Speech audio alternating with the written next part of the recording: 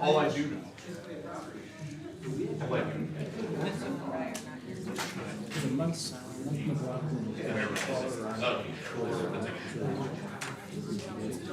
I'm giving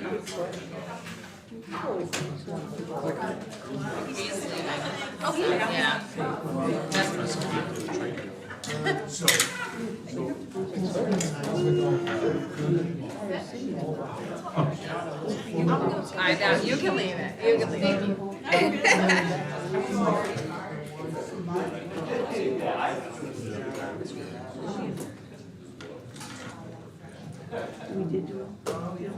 There we go.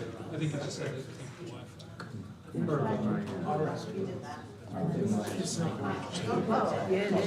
papers on my desk, right where I left it. A quick scan of it, you gotta get out the.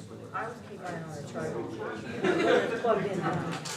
Yeah, I think each time, we need a little time.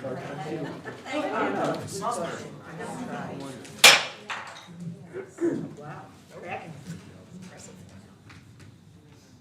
Good evening, everyone. I want to welcome you to the Audit and Finance Committee meeting of June 26, 2025. We have a cool evening, a change from the past, sweltering heat.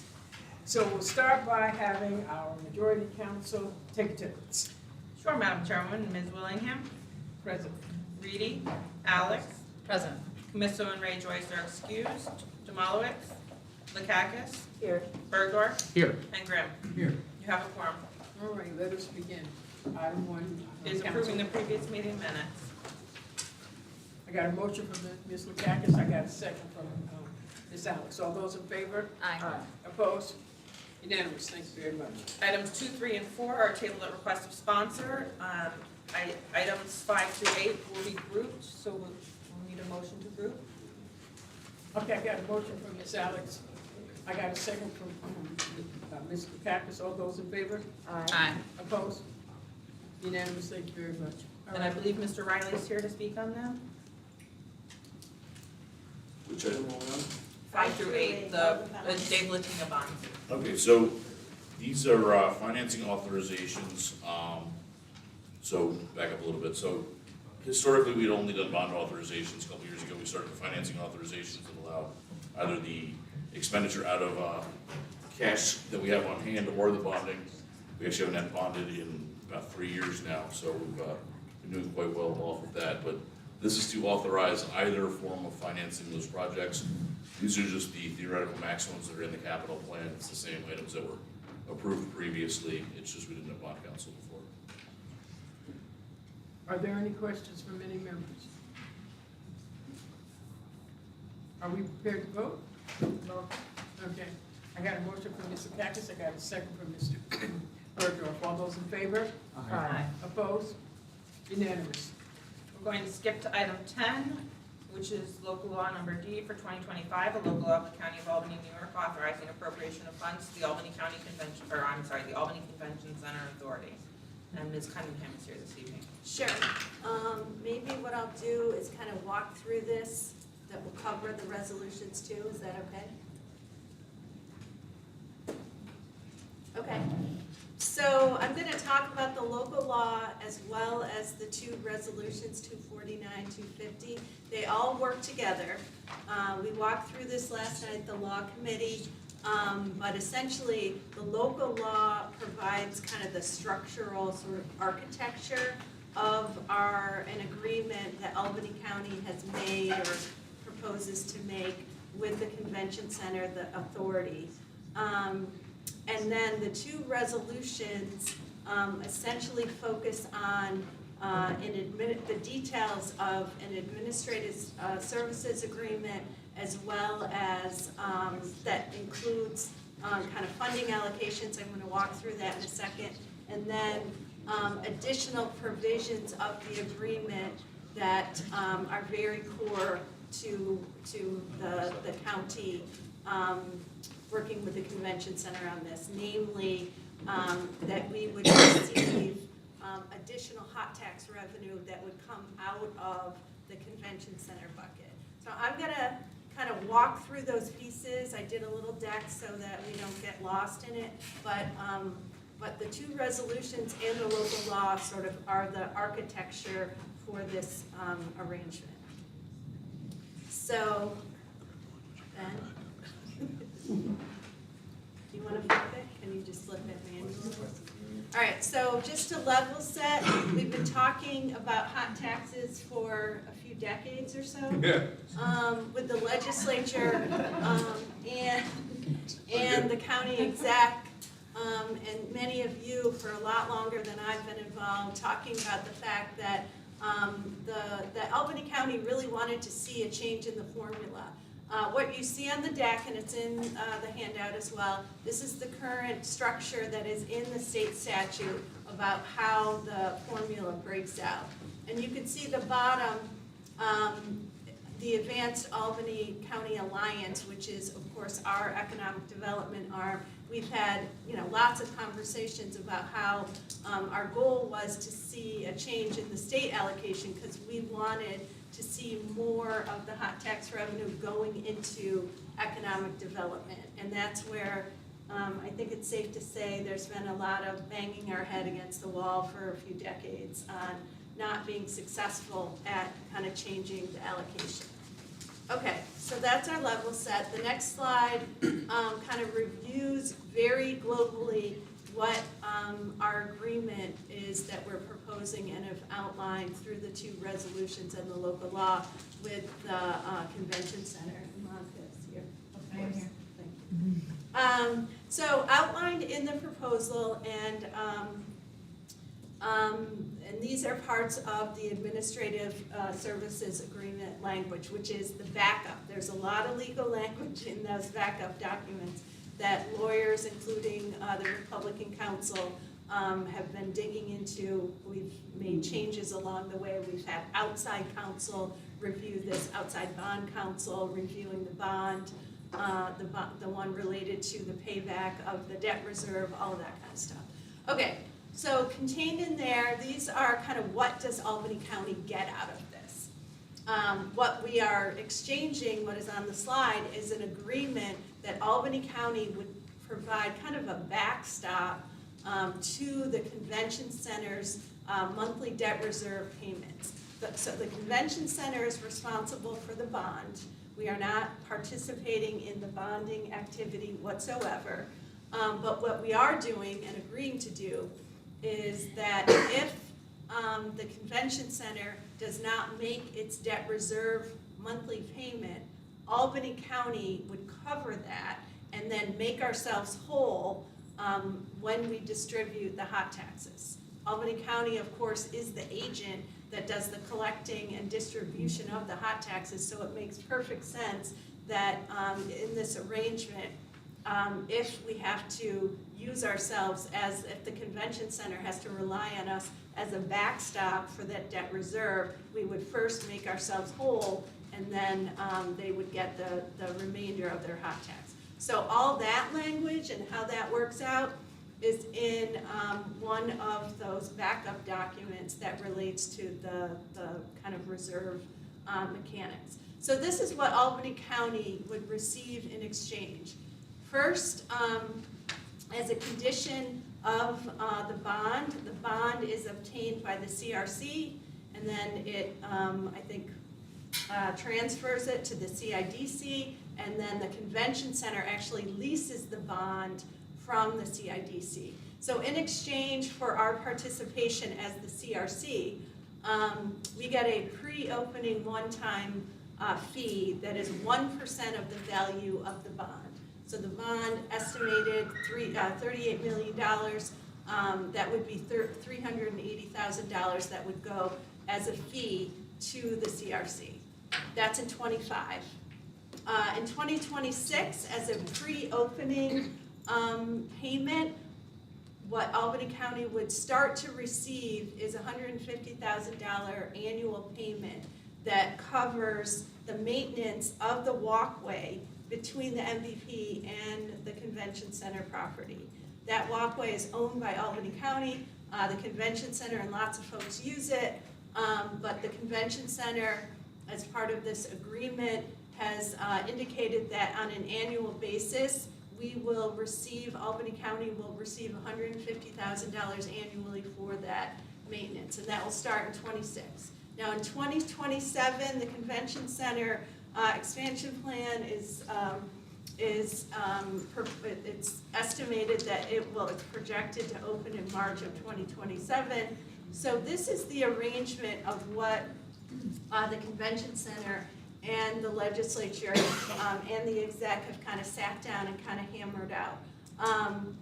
That first bullet up top is just important to understand, and it was a real sort of aha for us to understand, is the convention center has, through their own budgeting projections, has estimated that they need, in order to operate sufficiently, they need a baseline of about $5.5 million a year. So that's what they've estimated. That was good for us to know, because on top of that, they said, you know, we're willing to work with you on achieving your goals, which is more money out of pot that goes to the Alliance. So how about we construct these additional administrative fees? So this is how it works. If in a year the hot tax receipts are between 0% and 2% over the prior year, so these are growth numbers. So if the growth is between 0 and 2% over the prior year, the county doesn't get a fee. If the hot receipts are between 2%, 2.1% and 5% over the prior year, the county would receive a 5% fee. And we would channel that fee articulated in the resolution directly to the Albany County Alliance. So it would go into our economic development arm. Now remember, these percentages are off the top of the convention center's allocation. It's not off the top of the total hot. It's off of what the convention center receives. The next band is if the hot receipts in a year are between, and they grow by between 5.1 and 10%, the fee would be 7%. And if the hot receipts grow beyond 10% over the prior year, our fee would go up to 10% of the convention center's hot receipts. So that's the structure of the admin fees. Okay, so this chart is just some projecting. So under the header up there, that's a reminder of what those bands look like, how they work, and then the table just shows you just some projected growth and what it would mean. The convention center, if you look back to that first slide, our fee, or our hot receipts are $890,000, something like that, or $800,000. So that's the base of what we get out of the formula. So those numbers on the right are just projections, you know, where projections are just estimates of what it would look like if our growth were those percentages in that second to last column. So again, you know, we're not lighting the world on fire here, but what we are doing is increasing the hot receipts going into the convention center, which is our goal. So that's what that slide kind of gives you a little bit of an idea here.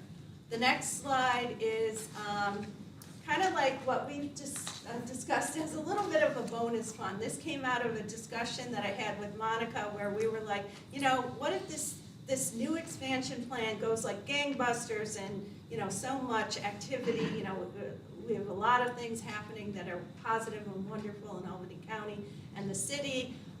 What if things are growing beyond the 10% or beyond, you know, growth numbers every year? Could we think about sort of an additional structure that would continue our partnership and also allow us to think creatively about working together on other initiatives? So the convention center, Monica and her team came up with this idea sort of modeled after the MVP has a similar innovation fund, which is a public benefit funding committee. So if the hot receipts in a given year are 4% or greater for 2 or more years, so we have consistent, nice growth, we want to form a committee, and this is structured very broadly, not a lot of specifics. We will outline those in real time when we get this done. but the construction of it is outlined in the resolution. A committee of the convention center, county exec's office, and the legislature will sit in a room and we will say, wow, this is great, we're having such great growth. What could we do with some additional funds that we would take off of the top? Our fee structure would be remaining the same. So these would be additional dollars that we would determine, you know what, could we do an extra 1% or 0.5% or whatever it is, could we do something? And the language, and I really liked it, was to invest in people and places. Now this language, I think we're still mulling over based on some discussion last night, but within the geographic kind of reach of the convention center, which is 1 mile around the convention center.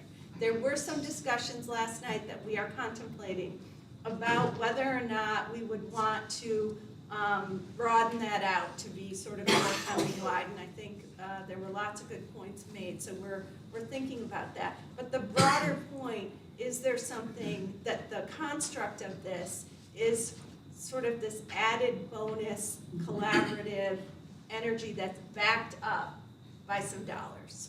So that's kind of the bonus proposal. So the next slide just kind of gives you a little bit of where we are. So with the local law, we had the public hearing last night, and I think we were there for so long, we had so many speakers, we had none.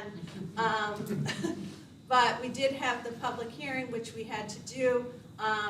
We could not report out the local law yesterday at the law committee because the public hearing hadn't taken place. It's taken place now, so we will do a post public forum, law committee meeting on July 14th. Tonight we can, and I will ask if the Audit and Finance Committee can report out the local law. We can do that now that the public hearing has been held.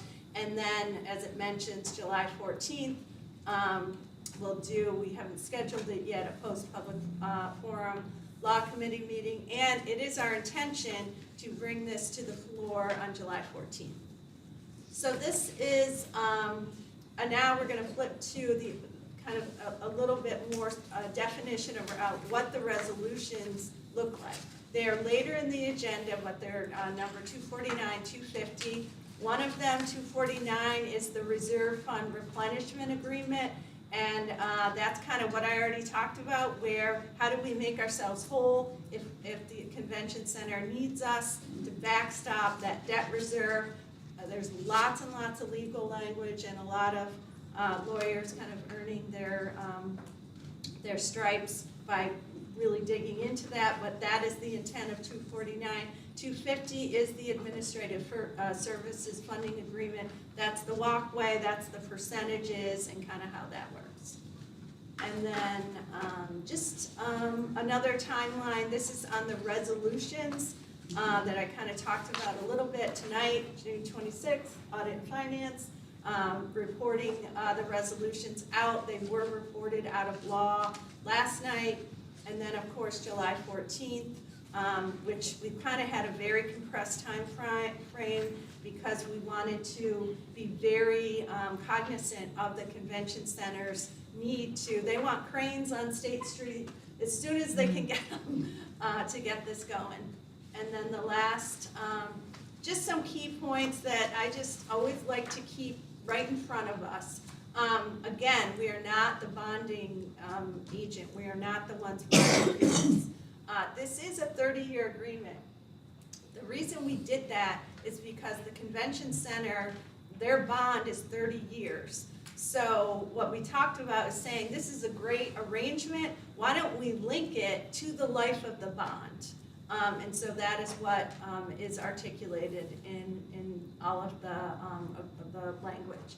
Now remember, these are all projections when we look at, the growth is, based on, the growth of the hot receipts. The hot receipts right now, we don't have the estimates, the new estimates of what that short-term rentals are. So we feel like we're being really conservative in thinking about this and knowing that growth will occur because we haven't even factored in what those short-term rentals numbers are. I already mentioned this stuff, but the additional money, the bonding fee, I mentioned that goes to the CRC, the 150. And again, these are repetitive, but I always like to keep repeating them. We will replenish, if the convention center needs us as that backstop, we replenish ourselves first out of HUD. And then just some other, more repetitive stuff. But again, I mentioned it before, but the way this works is the CRC is obtaining the bonds, they sell the bonds to the CIDC, who then leases the bonds to the convention center, and that's kind of the pathway of it. And I said all the rest of that stuff. So, questions, we have exec's office who've been wonderful and knee-deep in all of this with us. We have Thomas, who's been the author of the resolutions and working, obviously Majority Council has been very involved, as well as the outside counsel and all kinds of lawyers. We also have Monica here, who last night answered a few questions, but any questions? Yes, thank you, Madam Chair. By the way, thank you, Joanne and Monica, and all you folks for the work on this. This is quite a bit of work. It's based, of course, on growth, the anticipation that we have growth, and my concern is what if the growth doesn't occur? You're telling me that if for some reason the convention center were to stumble, we would still get the payments out of the hotel tax. So Yeah, is that Dave, why correct? don't you tell us what the worst case scenario, meaning a pandemic that we actually had in 2020, what were the hot receipts? I don't actually have that in front of me, but we've modeled it out, and even at the peak of the pandemic, it would still be covered. So if you look back, what is, do you have any idea what the average increase of the hotel tax has been, even with the COVID? Do you want to sit? Sure, person. I know coming out of the pandemic, and don't quote me on this, I know we're in public hearing, but I think they were like, just the year after, like 21 to 22 was like a 46% growth because of coming out of the pandemic and nobody was going anywhere.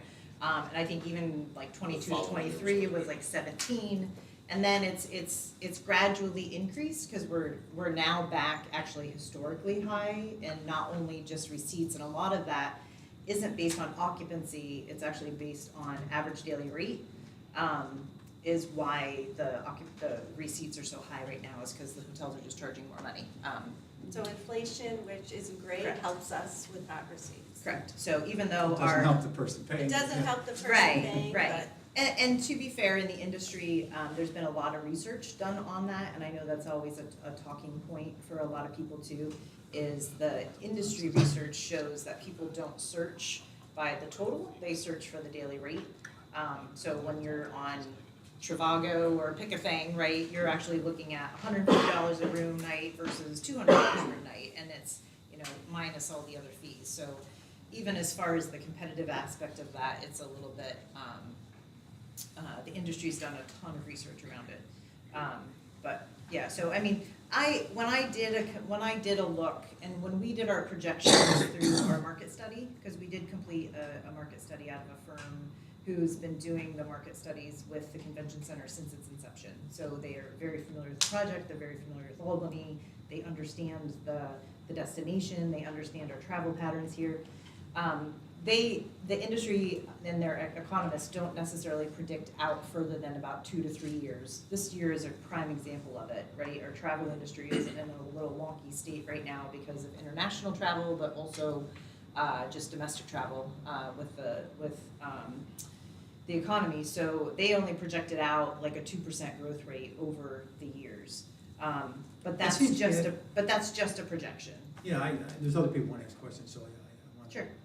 Excuse me for interrupting, but there does seem to be a reasonable expectation that there will be growth based on Absolutely. everything that we've seen. Yes. And even if there wasn't, the county protected, as I Yeah. understand it. boy, We're I actually- love when you make the argument. Well, So in our study, we're actually projecting for just our use. This isn't the destination as a whole. This doesn't include the work that MVP is doing. This doesn't include what Empire State Plaza is doing. This doesn't, anybody in the Desmond, the Marriott, whoever. We're anticipating 121% growth just in hotel room nights from us. So going from, 20,000 room nights a year to like over almost to 70,000 room nights a year. we're anticipating that because the focal point of our work, once this expansion happens, is not necessarily growth in events, it's actually growth in attendance and duration. So we want more people to come and stay longer, right? Does that make sense? Yeah, I have a question also for the Yeah. chairwoman. We talked a little bit last night about Colony generates a lot of the hotel tax. Where will this money be going? I think we'd be a little more comfortable if we had a greater idea that some of the fruits of what we gain. On the innovation fund? Well, the innovation fund, that's another thing. I have, would you be willing to commit that the minority leader would get an appointment to the innovation fund? I'll take it under advisement. I can address the spending. So if we're talking about money going to the Alliance, the vast majority of projects that the Alliance has completed for the county are outside of the city hall. The vast majority. And so if we're talking about just that money alone, that's, you could generally say, being spent outside of the city hall. Now, All right. whether it's Colony, Guilderland, we can break those down further. But for the different groups within the legislature, it isn't being spent within the city hall. And largely, you know, not exclusively, because we've always deferred to capitalize all of it. We obviously hope that collaboration between those two entities increases over time. Okay, thank you. Ms. Bergeron? Well, I just want to say that I truly appreciate your taking into consideration the comments that were made last night. And we may have even seen some draft language that is, in my estimation, very encouraging, so that there could be a benefit in addition to the 1 mile circle with what I just told Tom, in my estimation, is the periphery of the county. So that if there are things that the hot tax generators could potentially benefit from, they could see a benefit, and that is a tremendous asset for whether it's Guilderland and what they're doing with NYOH and room nights there, or what's going on Wolf Road or the hotel corridor there, or any place else in the county. It's extremely encouraging, and I just want to commend you on doing that. Okay. Are there any other questions? If not, I'll entertain. A motion. You have one? Yes, please. Yeah, oh, yes. I would like to make a motion. Oh, Move Ms. this forward. Bergeron. All right, so we have a motion I'll on second. number 10. And so I have the motion by Mr. Cactus. I have a second by Mr. Bergdorf. All those in favor? Aye. Opposed? All right, now. Now, we're moving to 21, which is this same topic. It's just the resolution of the County of Albany, New York, authorizing the execution of a reserve fund replenishment agreement by and between the county and the Albany Convention Center Authority. You happy to make a motion on that one? Okay, all right. You So- have a motion? Oh, all right, so all of this was discussed, so we just now taking separate motions. So I got a motion from Ms. Alex, have a second from Mr. Reed. All those in favor? Aye. Opposed? Unanimous, thank you very much. Now, Item 22 is resolution of the County of Albany, New York, authorizing the execution of an administrative services funding agreement by and between the county and the Albany Convention Center Authority, as we just discussed. I got a motion from Mr. Reedy, I got a second from Ms. Davis. All those in favor? Aye. Opposed? Unanimous, thank you very much. All right, now we're gonna go back to 9, which is a local law of the County of Albany, New York, amending chapter 270 of the Albany County Code regarding creating the real property tax exemption for construction of accessory dwelling units on existing residential parcels. Ms. Cunningham is here. Oh, this is the ADUs? Yes. Oh, okay. Actually, Majority Council, do you mind just doing the quick overview? This would create a real property tax exemption for the portion of the increase in assessed value of a parcel for a pre-existing residential building where one or more accessory dwelling units have been added. It's only for county taxes, and it has no effect on the underlying zoning requirements, which are individual to each municipality. Any questions? Yes, Madam Chair. Mr. Grimm? Just how do we arrive at 200,000? That seems like a pretty high exemption. Because that's what state law provided for.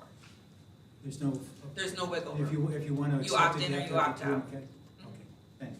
Thank you, Motion? Madam Chair. I got a motion from Mr. Cacus. I got a second from Mr. Reedy. All those in favor?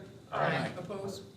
Unanimous, thank you very much. All right, now we're jumping to number 19, which is a public hearing on proposed local law number E for 2025, a local law of the County of Albany, New York, imposing an additional 1% rate of tax on sales and uses of tangible personal property and of certain services and on occupancy of hotel rooms and amusement charges pursuant to Article 29 of the tax law of the state of New York. Ms. Cunningham.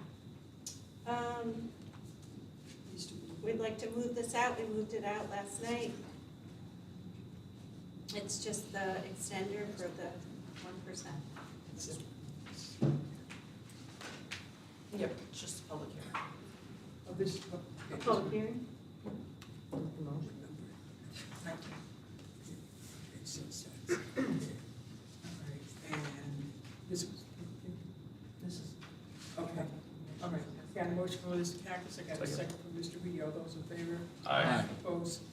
Unanimous. Item 20 is a public hearing on proposed local law number F for 2025, a local law of the County of Albany, New York, enacting a mortgage recording tax pursuant to section 253P of the tax law of the state of New York. Ms. Cunningham. This is the mortgage recording tax extender. Again, we moved it out last night. I got a motion from Mr. Reedy, I got a second from Mr. Davis, all those in favor? Aye. Opposed? Unanimous. All right, and now we're moving to, I'm sorry, items 23 and 24, table at request of sponsor. Now we're going to go back to items, That's 23 and 24, you're putting along with 19 and 20. Yes. 11, we're going to move to items 11 to 17, which we will need a motion to group for. Wait, it's a second that motion. Okay, I got a motion to group from Mr. Reedy. I got a second from Mr. Campus. All those in favor? Aye. Opposed? Unanimous. All right, let's go. And these items are from Commissioner Lisa Ramondo.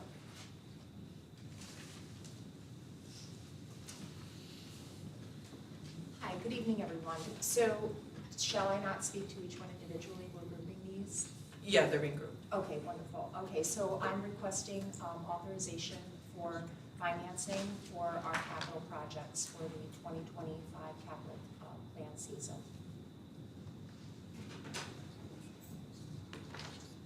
Do I have any comments, ma'am? Just a quick question, Yeah, Richard. Mr. Griffin. Is there anything unusual about any of these items? that you want? It's pretty much all of the same projects. The only one that is a little bit different this year is funding for some improvements for pedestrian items on roads and bridges. So additions of, like, money set aside specifically for sidewalk and path improvements. Walking space? Yeah.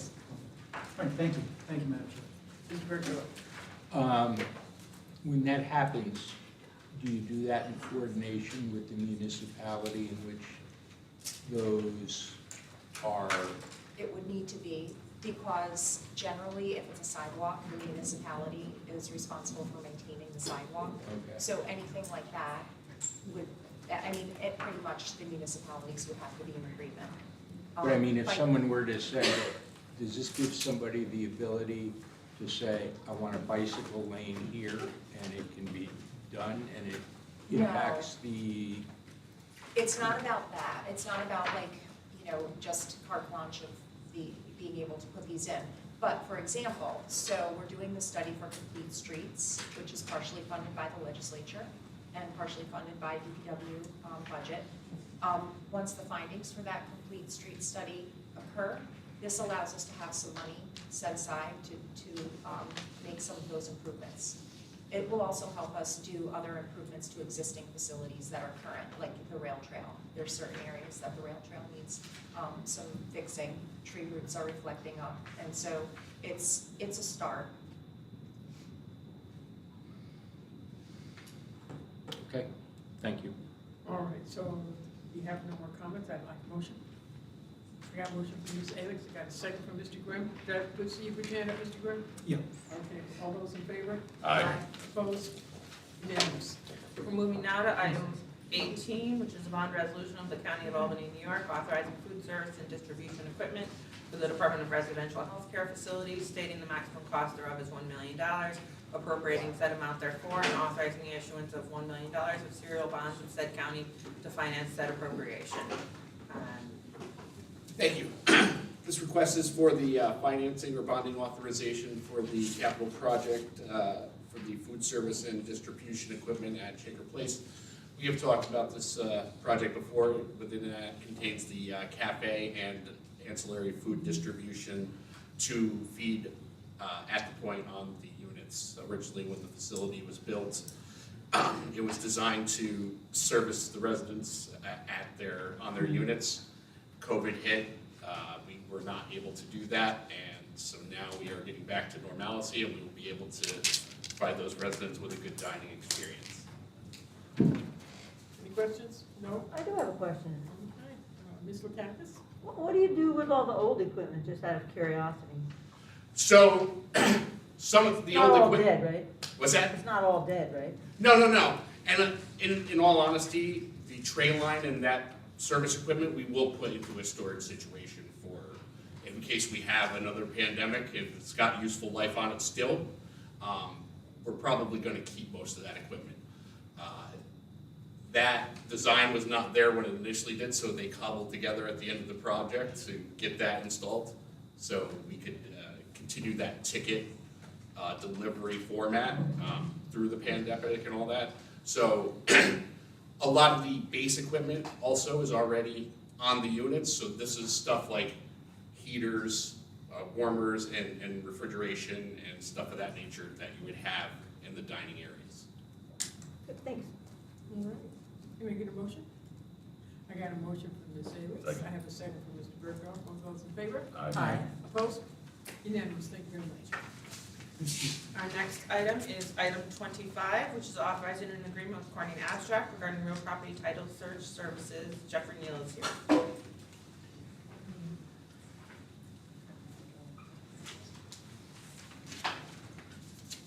Good evening. This is the contract for the title searches required by the in-rem tax foreclosure process. We have to go out and get every address that exists in the public record and send them first-class certified mail. This vendor is the same one as currently has our contract. They've done an adequate job with it. They are both the low bidder and the MWBE. Questions I can answer about all that? No question. I'll entertain a I motion. have a question. Thank you, Madam Chair. I see all these commercials for stealing titles and stuff. Does that affect anything the county would do? As it relates to in-rem tax foreclosure, Well, absolutely the not. property title. Has it ever come up?